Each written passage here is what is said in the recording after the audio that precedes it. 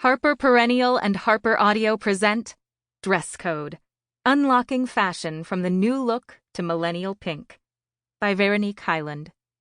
Read by Jennifer Jill Araya. A note before we begin.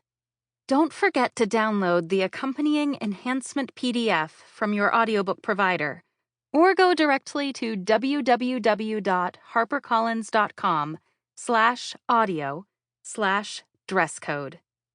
The enhancement contains a list for further reading. For my mother, the only it girl I recognize. Introduction. When I was 14, I made a pilgrimage to see a dress. It was by Yohji Yamamoto, a white gown dubbed the secret dress, with a hoop skirt and zip-away compartments from which the runway model unfurled a cardigan, hat, and gloves. I just wanted to look at it up close, as a piece of engineering.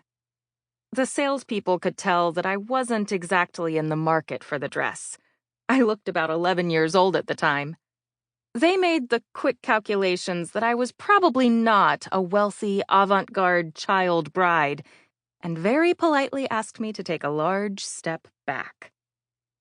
It was my first close encounter with runway fashion that didn't come through either the pages of a magazine or a computer screen. I've always been fixated on this strange, perverse little world, to the point where I made a career out of it. I'm probably, at this point, an incurable case. I never really know what to say when people tell me they don't care about fashion, or that it doesn't affect them. They wear all black. They just wear hoodies or yoga pants everywhere. They can't be bothered. The first assertion may be true.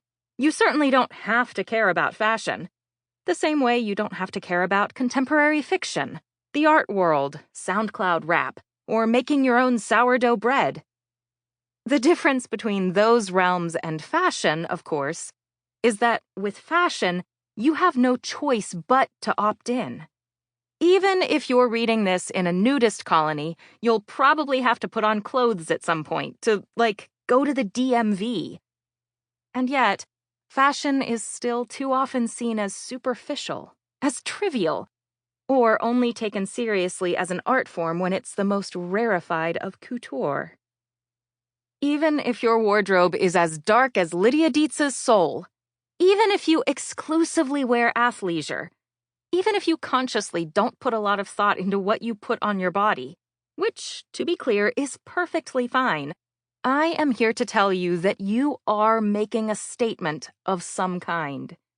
Even being anti-fashion is, in itself, a fashion statement. Ultimately, fashion isn't so much a choice as a system that we all live under and are behaving in reaction to, like the weather, the Kardashians, or late capitalism. Some of the dismissal of fashion comes from a place of sexism, mixed with homophobia. Straight men are by far the most likely to tell me that they think fashion is for shallow people. No one thinks it's shallow to care about sports, cars, or video games. But fashion is still seen as a frivolous domain, mainly because it's long been considered the domain of women and gay men. Thankfully, that attitude is dying out, and more straight men are embracing la mode. Have you seen the lines outside Supreme? The other, more defensible critique is that it's a shallow and elitist industry that, like the snottiest of high school cliques, excludes people who don't fit in. And that is not entirely false. The industry as a whole has a long way to go when it comes to fully embracing racial and size diversity, among many other forms of diversity. The clothes shown on runways are often expensive and can seem irrelevant to one's everyday life. Trying to emulate the trends seen there can be intimidating. What if I'm wearing the wrong thing? What if I make a mistake?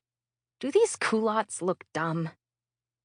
At one point in my life, shortly before the Yohji pilgrimage, I shared this view. In high school, I was Sample complete. Ready to continue?